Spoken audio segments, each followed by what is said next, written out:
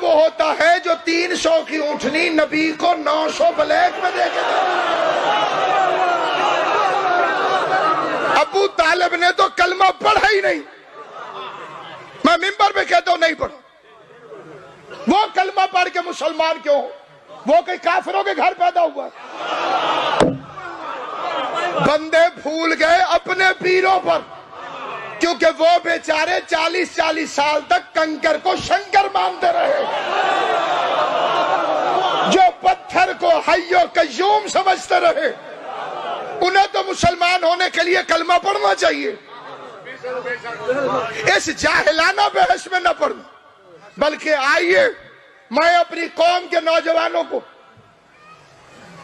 اصلی منصب ابو طالب بتاتا ہوں۔ سورہ مدثر کی آیت پڑھنے لگا، انما انت منذر ولکل قوم ہاد۔ ہم نے ہر قوم کے لیے، عارف شاہ جی، ہر قوم کے لیے ایک ہادی مقرر کیا۔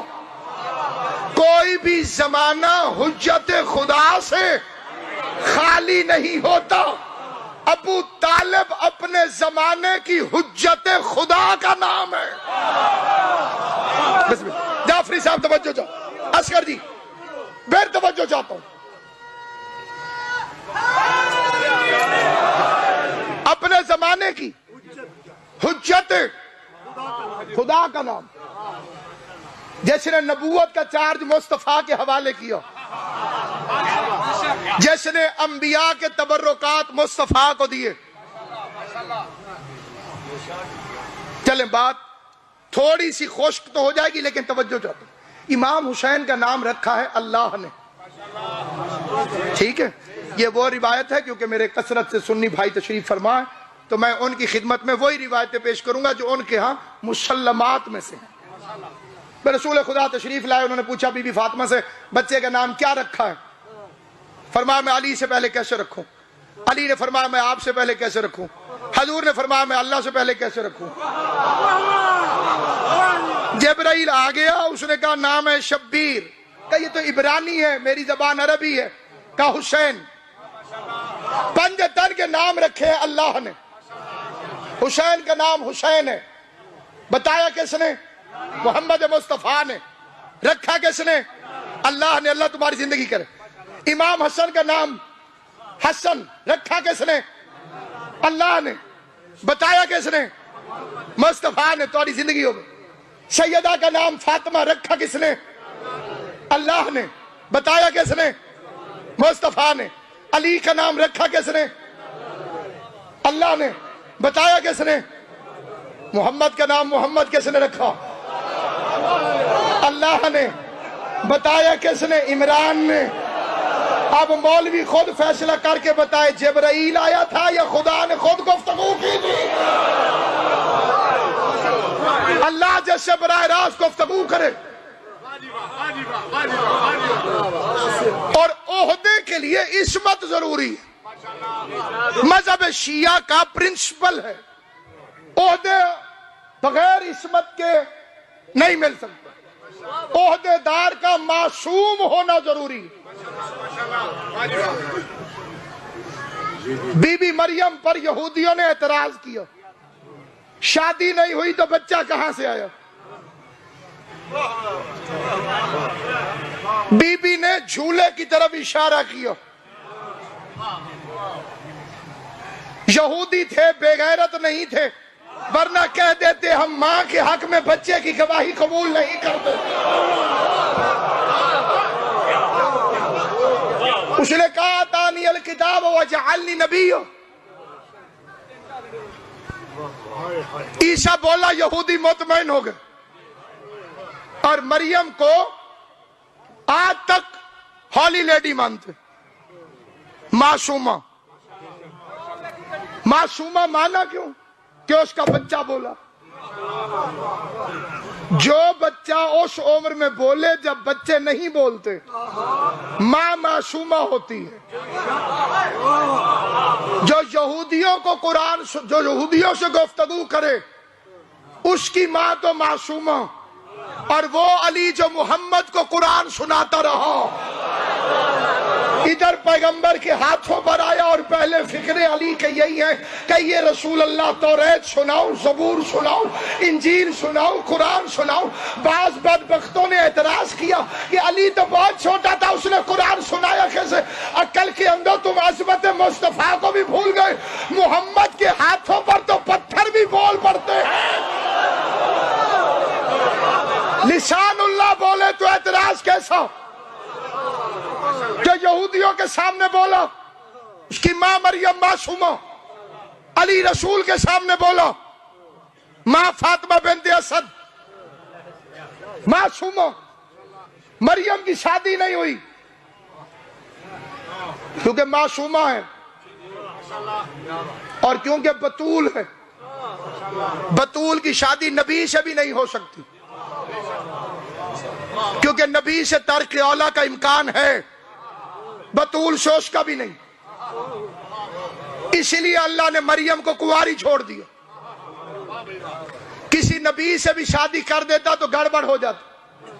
اس نبی نے قیامت کے میدان میں کہہ دینا تھا، جی ایک فضیلت میں میں علی جیسا ہوں، میری زوجہ بھی بتول ہے، علی کی زوجہ بھی بتول ہے۔ اللہ نے فرمایا مریم کنواری چھوڑ دوں گا، علی کی ہمسری برداشت نہیں کروں۔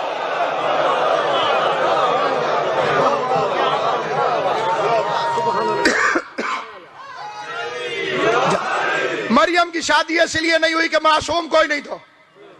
فاطمہ بنت اسد معصومہ ہے، ابو طالب معصوم نہ ہوتا تو اس سے شادی کیسے ہوتی؟ جس کے فکروں کو خدا نے قرآن بنایا، جس کے روزمرہ کو خدا نے اسلام بنایا۔ قرآن کی قسم کھا کے فکرہ پڑھنے لگا۔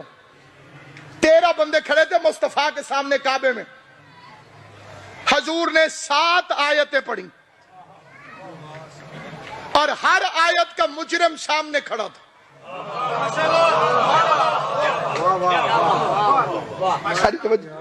ہر آیت کا مجرم سامنے کھڑا تھا۔ جو ناپ تول میں کمی کرے اس کی اطاعت نہ کرنا، وہ کھڑا تھا سامنے۔ چغل خور کے پیچھے نہ چلنا۔ انہوں نے کہا ہم 13 ہیں، یہ اکیلا، آؤ ایسے لڑیں۔ 13 بپھرے ہوئے کتے مصطفیٰ سے لڑنے کے لیے دوڑے ڈنڈے اٹھا کر۔ اب رسول کے پاس 2 رستے، یا لڑیں یا بھاگ جائیں۔ 1 انچ بھی پیچھے ہٹے تو نبی نہیں، ہاتھ اٹھا لے تو قیامت آ جائے گی۔ کوہ استقامت بن کے مصطفیٰ کھڑا رہا۔ بندے پلر جتنے قریب آئے اور رک گئے۔ اور میں بیان نہیں کر سکتا کہ وہ اچانک کیسے رکے۔ چہرے کے رنگ زرد پڑ گئے اور انہوں نے جلدی جلدی منہ چھپانے شروع کیے اور بھاگنا شروع کر دیا۔ تتر بتر ہو گئے اور مصطفیٰ حیران کہ میں نے انہیں کہا بھی کچھ نہیں، آ تو رہے تھے مجھے مارنے کے لیے، یہ بھاگے کیوں، یہ ڈرے کیوں، انہوں نے منہ چھپایا کیوں؟ ادھر سے جبرائیل آ گیا، بَوْحَا وَاللَّيْلِ إِذَا سَجَا مَا وَدَّعَكَ رَبُّكَ وَمَا قَلَا۔ ہم نے آپ کو کبھی اکیلا نہیں چھوڑا۔ محمد نے مڑ کے دیکھا تو ابو طالب آ رہے تھے۔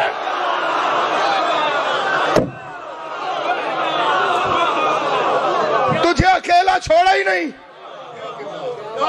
پیچھے مڑ کے دیکھا ابو طالب آ رہے۔ پیغمبر تقریر کر رہے ہیں توحید کے حق میں، سائیکالوجیکل فیکٹ ہے، بولنے والے بندے کے ہاتھوں میں حرکت ہوتی ہے۔ حضور تقریر کر رہے ہیں، ساتھ میں ہاتھوں میں حرکت آتی ہے۔ خدا کی توحید کے لیے بار بار نبی کا ہاتھ اٹھا۔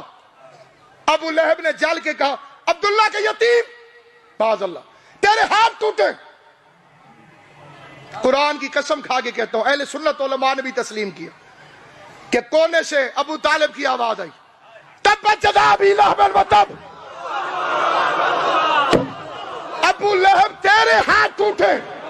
عمران نے کہا تو فرمان تھا، جبریل وہی فکرہ لے کر آیا تو قرآن۔ میں فیصلہ کون فکرہ کہنا چاہتا ہوں، لیکن اس کے لیے توجہ چاہیے۔ یہ ہاتھ کیا ہے؟ جز۔ اگر کسی کا ہاتھ نہ ہو اس کی تعلیم کو فرق نہیں پڑتا۔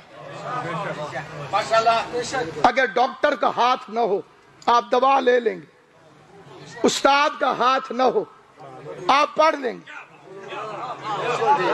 لیکن اگر کسی کا دماغ خراب ہو تو اس بندے سے میرا خطاب ہے جسے عادل کرنا آتا ہے۔ ظالم سے میری گفتگو نہیں، جو فیصلے کی قوت رکھتا ہے وہ میرے ساتھ بولے گا۔ ہاتھ جز ہے، دماغ کل ہے۔ دماغ خراب ہو تو آپ استاد سے پڑھیں گے نہیں، دماغ خراب ہو تو آپ ڈاکٹر سے دوا نہیں لیں گے۔ جس نے نبی کے جز پہ حملہ کیا اس پر تو اللہ ناراض ہو گیا، اور جس نے کل پہ حملہ کیا وہ رضی اللہ کے سرا سے ہو گیا۔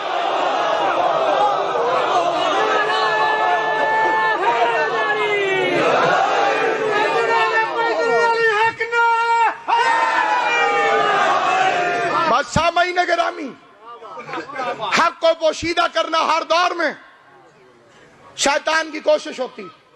خوش نصیب ہے وہ بندہ جو گھٹن کے اندر نعرہ حق بلند کرے، جو علی کے دشمنوں میں علی علی کی صدا بلند کرے۔